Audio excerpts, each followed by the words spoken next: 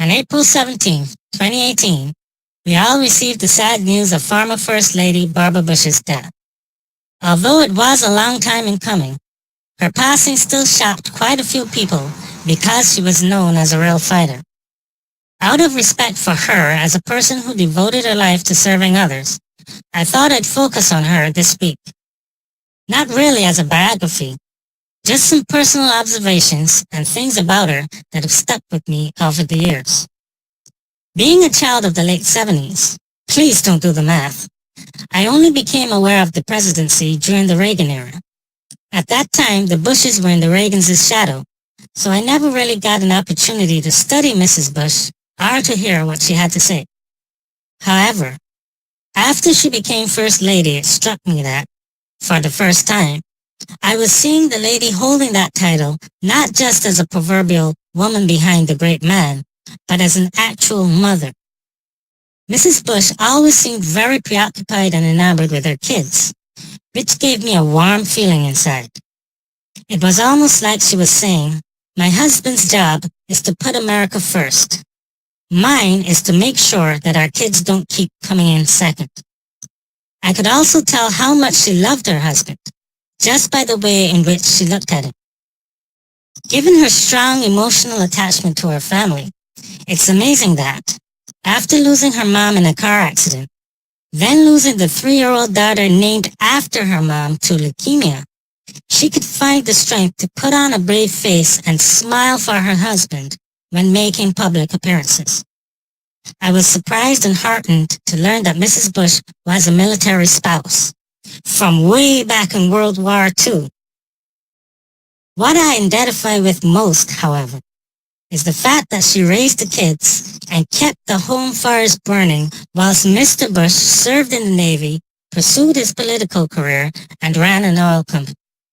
In essence, she stayed back and did the stuff most people consider mundane so that her husband could shine and achieve his goals. Yes, Barbara was the quintessential political wife, sometimes accompanying George on the campaign trail. I remember how she often used her wit and political savvy to her husband's great advantage, knowing on which issues to speak out and on which to reserve comment. Now there's a lesson for all of us. Where she lost me a bit, though, is in finding time to be a fully involved mom/homemaker, rare for a political wife of high standing, a loving, supportive wife, an active churchgoer, and a relentless advocate of literacy. I mean, she did it all. Tending to family, running the home, charity work, Republican women's groups, healthcare boards, literacy committees and organizations. Wow! And if that wasn't enough, she had to give some extra special attention to her dyslexic son, Neil. Of course, he was the inspiration for her lifelong literacy crusade. Did you know that Barbara even penned a children's book and donated all of its proceeds to those literacy organizations I mentioned?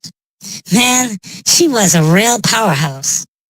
Women like her really inspire me as a stay-at-home mom. This indomitable force of nature can also be credited with preserving the stately appearance of the symbol of America's presidency, that is the White House, by raising $25 million for the White House Endowment Trust.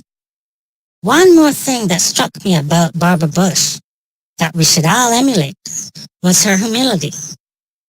This despite the heights which she had reached in life, despite coming from a family of means, despite being a descendant of a New England colonist and a fourth cousin, 4 times removed, of both 14th President Franklin Pierce and illustrious poet Longfellow.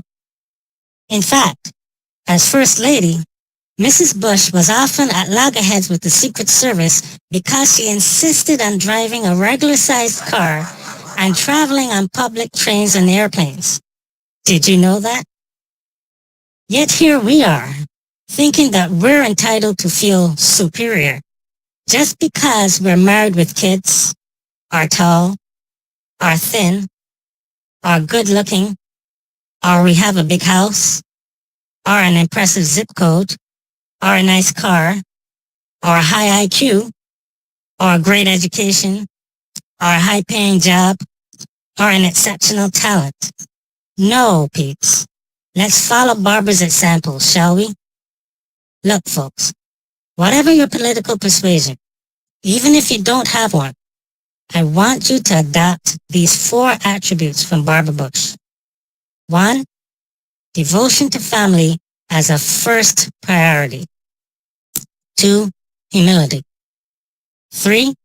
A genuine desire to help others. And 4. The passion and drive to mobilize around and focus your time and effort on a belief in something truly important. That's all for this week. All the best, Donna. Did you enjoy this post?